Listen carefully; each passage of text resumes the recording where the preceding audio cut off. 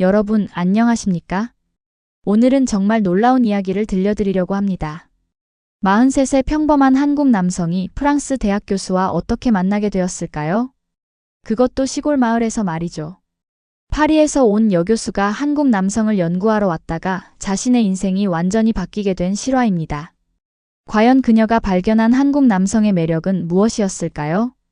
그리고 그 한마디는 무엇이었을까요? 끝까지 들어보시면 여러분도 깜짝 놀라실 겁니다. 그럼 구독과 좋아요, 알림 설정 부탁드리면서 이야기를 시작해 보겠습니다. 클레르 부셰는 파리대학교 사회학과 교수입니다. 38살인 그녀는 오랫동안 한국의 저출산 문제와 가족 문화를 연구해왔죠. 특히 한국 드라마를 보면서 항상 궁금했습니다. 드라마 속 남자들이 왜 그렇게 매력적으로 그려지는 걸까요? 진짜 한국 남성들도 정말 그럴까요? 이론과 현실 사이의 간극을 확인하고 싶었어요. 클레르는 대학에서 6개월간의 연구 휴가를 받아 한국에 왔습니다. 하지만 서울이나 부산 같은 대도시가 아니라 인구가 급격히 줄어들고 있는 지방 소도시를 택했습니다. 진짜 한국인들의 삶을 보고 싶었거든요. 도시의 화려함 뒤에 숨겨진 진실을 찾고 싶었습니다. 그렇게 도착한 곳이 경상북도의 작은 농촌 마을이었어요. 마을에 도착한 첫날, 클레르는 무거운 카메라 장비를 들고 마을 곳곳을 촬영하고 있었습니다. 마을 입구의 낡은 버스 정류장, 폐교된 초등학교, 빈집들이 즐비한 골목길까지 모든 것이 연구 대상이었죠. 그런데 갑자기 비싼 카메라가 고장 나버렸어요. 렌즈가 나가지 않고 화면이 깜빡거렸습니다. 당황한 클레르를 본 한 남성이 천천히 다가왔습니다. 키가 크고 어깨가 넓은 전형적인 한국 남성의 체격이었죠. 얼굴에는 세월의 흔적이 있었지만 눈빛은 따뜻했어요. 그가 바로 김재현이었습니다. 재현은 클레르가 당황하는 모습을 보더니 말없이 손을 내밀었어요. 카메라를 건네달라는 뜻이었죠. 김재현은 43세 독신 남성입니다. 20년 넘게 공무원으로 일하다가 몇 년 전 명예퇴직하고 지금은 혼자서 농사를 짓고 있어요. 부모님을 모시면서 살아왔는데 작년에 아버지가 돌아가시고 지금은 치매에 걸린 어머니를 혼자 돌보고 있습니다. 평생을 가족을 위해 살아온 남자였죠. 재현은 말이 많지 않은 사람이었습니다. 클레르의 고장난 카메라를 받아들고는 조용히 살펴봤어요. 손재주가 좋았던 재현은 몇 분 만에 문제를 찾아냈습니다. 배터리 연결 부위에 이물질이 끼어 있었던 것이었죠. 조심스럽게 청소한 후 카메라가 다시 정상적으로 작동했습니다. 클레르가 감격해서 고맙다고 인사하며 이름도 물어보고 연락처도 주려고 했지만 재현은 그저 고개만 끄덕였어요. 그리고는 아무 말 없이 조용히 자리를 떠났습니다. 뒤돌아보지도 않고 말이에요. 클레르는 그 모습이 무척 신기했습니다. 프랑스 남성들이라면 분명히 자신을 어필하거나 최소한 연락처라도 물어봤을 텐데 말이죠. 다음 날부터 클레르는 본격적으로 마을 사람들을 인터뷰하기 시작했습니다. 인구 감소의 원인, 젊은이들의 도시 이주, 고령화 문제 등을 조사하려고 했어요. 그런데 자꾸만 김재현의 모습이 눈에 띄었습니다. 새벽 5시에 일어나서 어머니 아침 식사를 준비하는 모습, 혼자서 넓은 밭일을 하는 모습, 저녁에는 어머니와 함께 마을을 천천히 산책하는 모습까지 말이죠. 클레르가 마을 이장님께 김재현에 대해 물어보니 놀라운 이야기를 들었습니다. 재현은 대학교 때부터 집안을 책임져 왔다고 해요. 원래 서울에 있는 대학교에 진학했는데 아버지가 사업에 실패하면서 가족들이 큰 어려움에 처했답니다. 그때 재현이 학업을 포기하고 고향으로 돌아와서 공무원이 되어 가족을 부양했다는 겁니다. 그 친구는 정말 효자예요. 20대부터 지금까지 연애할 시간도 없이 가족만 돌봤거든요. 친구들은 다 결혼해서 아이들도 낳았는데 재현이만 혼자 있어요. 참 안타까워요. 이장님의 말씀에서 깊은 안타까움이 느껴졌습니다. 클레르는 점점 김재현에게 관심이 생겼습니다. 처음에는 순전히 연구 목적이었지만 그의 일상을 관찰하면서 놀라운 것들을 발견했어요. 재현은 아무도 보지 않는 곳에서도 마을을 위해 일했습니다. 눈이 오면 새벽부터 나와서 혼자 마을길을 쓸었고 독거노인들 집에 직접 만든 반찬을 가져다 드렸어요. 특히 인상 깊었던 건 재현이 마을의 폐가들을 관리하는 모습이었습니다.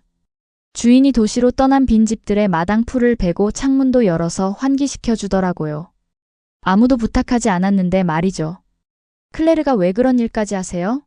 라고 물었을 때 재현의 대답은 간단했습니다. 방치하면 마을 전체가 흉해지잖아요. 누군가는 해야죠. 어느 날 밤 클레르는 재현에게 직접 물어봤습니다. 정말 궁금해요. 왜 그렇게 다른 사람들을 도와주세요? 본인은 언제 행복하세요? 재현은 잠시 생각하더니 천천히 입을 열었어요. 행복이 뭔지 잘 모르겠어요.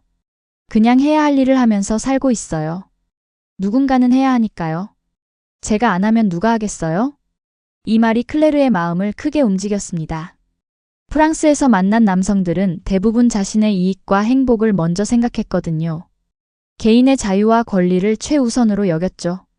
하지만 재현은 완전히 달랐습니다.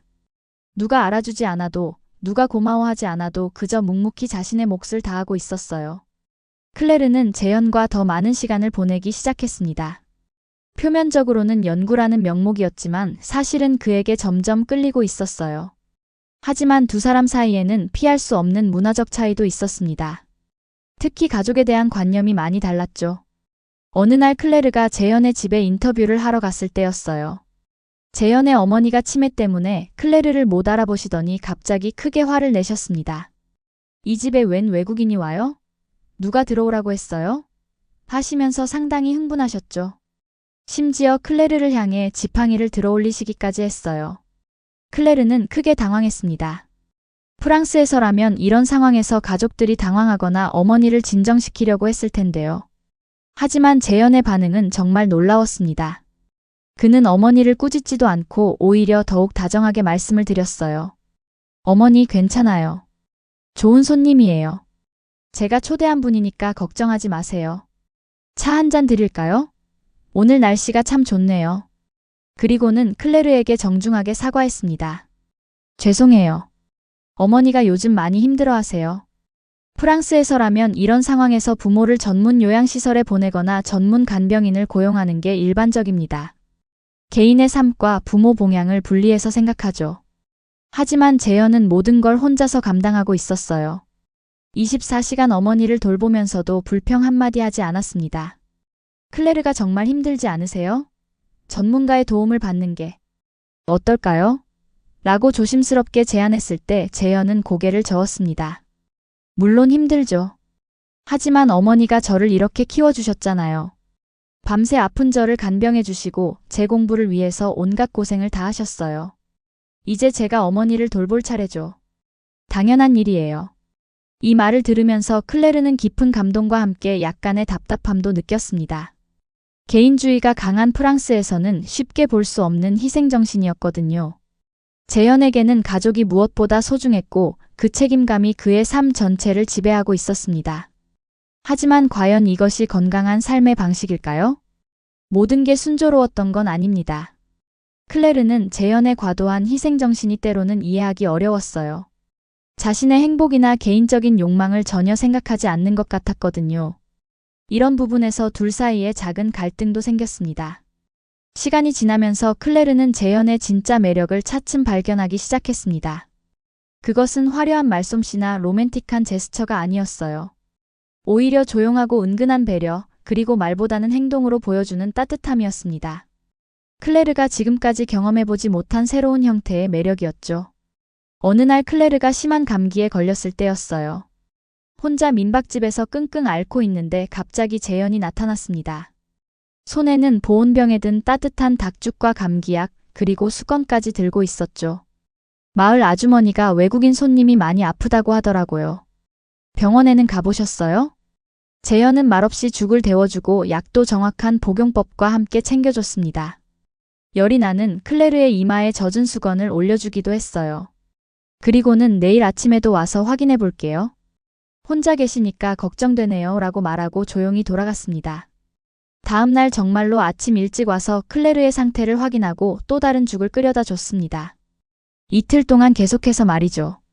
클레르가 완전히 회복될 때까지 매일 와서 돌봐줬어요. 그러면서도 부담스럽지 않게 적당한 거리를 유지했습니다. 클레르는 이런 재현의 모습에서 진정한 남자다움을 느꼈습니다. 말로 사랑한다고 하지도 않고 화려한 선물을 주지도 않았지만 행동으로 보여주는 깊은 배려와 따뜻함이 있었어요. 이건 프랑스 남성들에게서는 경험할 수 없었던 것이었습니다. 마을의 다른 남성들도 비슷했습니다. 클레르가 인터뷰한 젊은 부부의 남편도 아이를 업고 마늘을 까거나 빨래를 널어주는 모습이 너무도 자연스러웠어요. 프랑스에서는 보기 힘든 광경이네요. 남성들이 집안일을 이렇게 적극적으로 하는 경우가 드물거든요라고 클레르가 말하자 그 남편은 의아해했습니다. 그게 왜 특별한 일인가요? 우리 아이고 우리 집인데 당연한 일 아닌가요? 아내가 힘들면 남편이 도와야죠. 클레르는 점점 한국 남성들의 독특한 매력에 빠져들었습니다. 그들은 자신을 과시하거나 드러내려 하지 않았지만 가족과 주변 사람들을 위해 묵묵히 헌신했어요. 이런 모습이 화려한 드라마 속 남자들보다 훨씬 더 진실하고 매력적으로 느껴졌습니다. 그리고 무엇보다 재현이 특별했습니다. 그는 클레르가 지금까지 만난 어떤 남성보다도 진실하고 따뜻했어요. 겉으로는 무뚝뚝해 보였지만 속은 정말 깊고 넓은 사람이었습니다. 어느덧 클레르가 마을에 온 지 2달이 지났습니다. 처음에는 순전히 연구 목적이었지만 이제는 재현과의 시간이 하루 중 가장 소중하고 기다려지는 시간이 되었어요. 두 사람은 언어적 한계가 있었지만 마음은 점점 가까워졌습니다. 때로는 말보다 침묵이 더 많은 것을 전해주기도 했죠. 재현도 서서히 클레르에게 마음을 열기 시작했습니다. 평소에 감정 표현을 잘하지 않던 그였지만 클레르 앞에서는 조금씩 자신의 속마음을 드러내기 시작했어요. 어느 날 저녁 두 사람은 마을 뒷산의 작은 정자에 올라가서 석양을 바라보며 긴 대화를 나눴습니다. 재현이 처음으로 자신의 깊은 속마음을 털어놨습니다. 사실 정말 외로웠어요. 친구들은 하나둘 다 결혼해서 가정을 꾸리고 아이들도 낳았는데 저만 혼자 남았죠. 가끔은 정말 막막했어요. 이렇게 살아서 뭐 하나 싶기도 하고요. 하지만 어쩔 수 없었어요. 가족이 우선이었으니까요. 클레르는 재현의 솔직한 고백과 오랜 세월의 희생에 대해 깊이 공감했습니다. 그리고 자신도 파리에서 느꼈던 외로움과 실망감을 이야기했어요. 저도 정말 외로웠어요. 프랑스 남성들은 너무 이기적이었거든요. 자신의 즐거움과 이익만 생각하는 사람들이 많았어요. 책임감이라는 걸 찾아보기 어려웠죠. 두 사람은 서로의 상처와 외로움을 이해하게 되었습니다. 그리고 함께 있을 때 느끼는 편안함과 따뜻함, 그리고 서로를 향한 깊어져가는 감정을 확인했어요. 말로 표현하지는 않았지만 둘 다 이미 사랑에 빠져 있다는 걸 알고 있었습니다. 마을 사람들도 두 사람의 미묘한 관계 변화를 눈치챘습니다. 이장님은 클레르에게 농담 반 진담 반으로 말했어요. 이제 우리 마을에 완전히 정착하실 생각은 없으세요? 재현이도 정말 좋은 사람이고 두 분이 잘 어울리는 것 같은데요. 클레르는 웃으면서 넘어갔지만 마음속으로는 진지하게 생각하고 있었습니다. 정말 이곳에 남을 수 있을까요? 파리에서의 안정적인 삶을 포기하고 이 작은 마을에서 재현과 함께 새로운 인생을 시작할 수 있을까요? 하지만 현실은 그리 간단하지 않았습니다. 클레르에게는 프랑스에서의 책임과 의무가 있었고 재현에게는 돌봐야 할 어머니가 있었어요. 행복한 시간도 잠시 클레르에게 청천벽력 같은 소식이 전해졌습니다. 파리 대학교에서 긴급 연락이 온 것이었어요. 연구 프로젝트에 예상치 못한 문제가 발생해서 즉시 복귀하라는 지시였습니다. 연구비 지원 기관에서 중간 점검을 앞당겨서 진행한다는 것이었죠. 클레르는 크게 당황했습니다. 아직 연구도 절반밖에 진행되지 않았고 무엇보다 재현과의 관계가 깊어지고 있는 중요한 시점이었거든요. 하지만 대학 측의 입장은 매우 단호했습니다. 당장 돌아오지 않으면 연구비 지원이 중단될 수도 있고 최악의 경우 교수직에도 영향을 줄 수 있다는 경고까지 받았어요. 재현에게 이 충격적인 소식을 전하기가 정말 어려웠습니다. 클레르는 며칠 동안 혼자 고민하고 괴로워했지만 결국 솔직하게 말할 수밖에 없었어요. 재현의 반응은 클레르의 예상과는 많이 달랐습니다.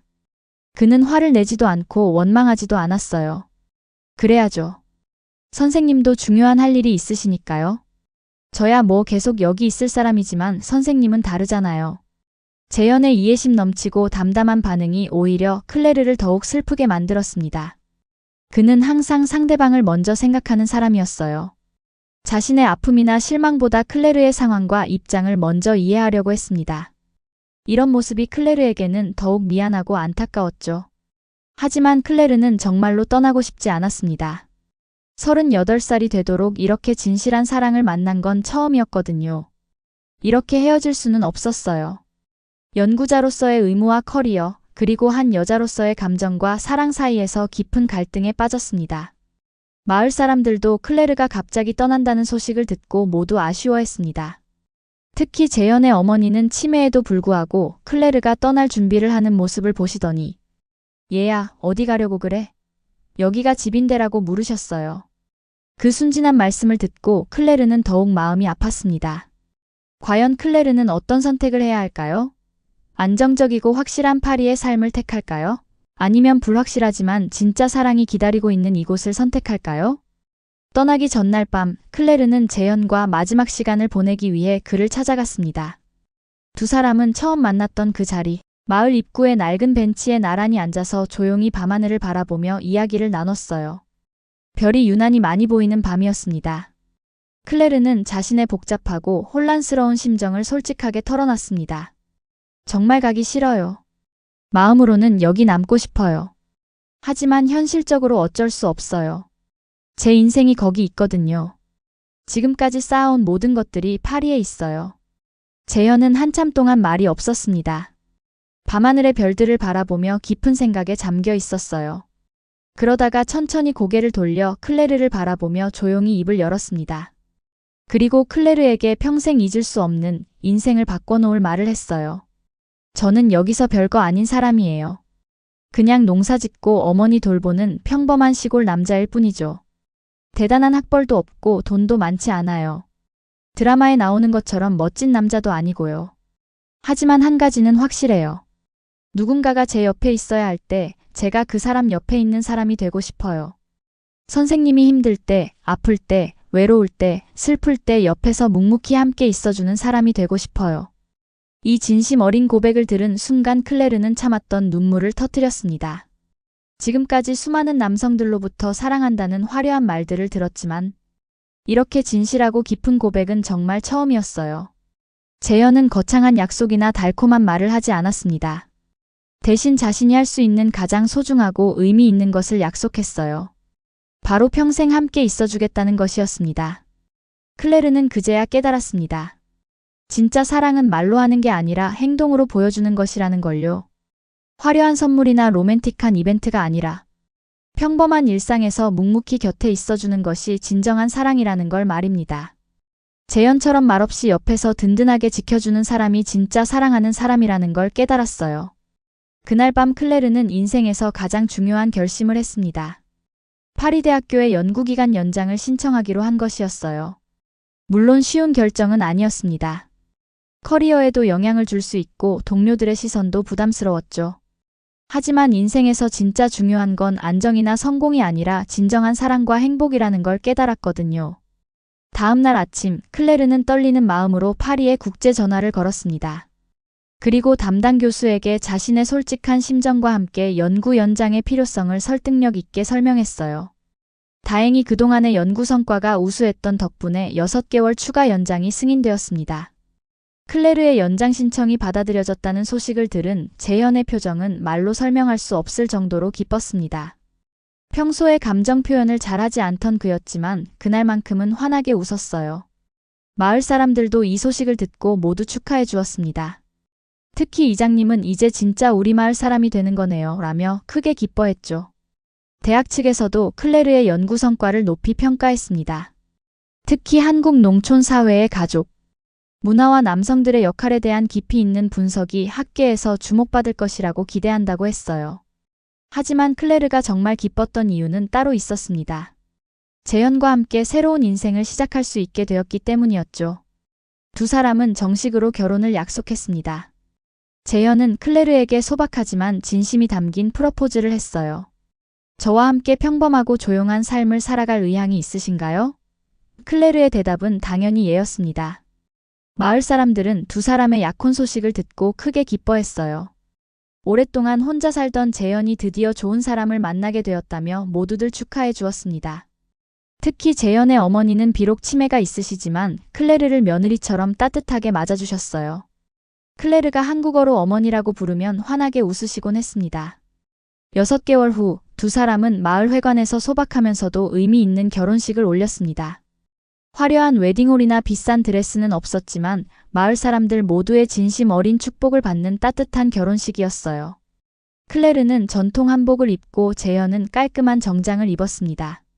마을 할머니들이 직접 준비해 주신 잔치 음식들이 테이블 가득 놓여 있었죠. 결혼식에서 클레르는 마을 사람들에게 서툰 한국어로 감동적인 인사말을 했습니다.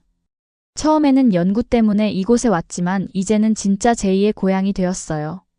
재현과 함께 그리고 이 마을의 가족들과 함께 행복하게 살겠습니다. 감사합니다. 이제 클레르는 프랑스와 한국을 오가며 연구를 계속하고 있습니다. 하지만 그녀의 진짜 집은 이 작은 한국 마을이에요.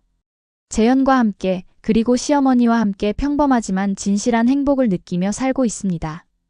매일 아침 재현이 정성스럽게 끓여주는 된장찌개를 먹으며 하루를 시작하고 저녁에는 세 식구가 함께 마을을 산책하는 것이 일상이 되었어요.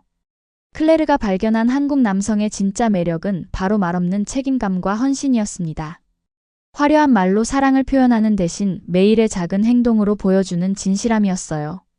그리고 가족과 주변 사람들을 위해서라면 자신을 기꺼이 희생할 줄 아는 따뜻하고 깊은 마음이었습니다. 지금도 재현은 매일 아침 클레르와 어머니를 위해 정성스럽게 식사를 준비합니다.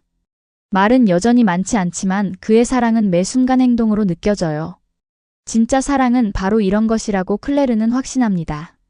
화려하지 않아도 드라마틱하지 않아도 매일 곁에 있어주는 것, 그것이 진정한 사랑의 모습이라는 걸 깨달았습니다.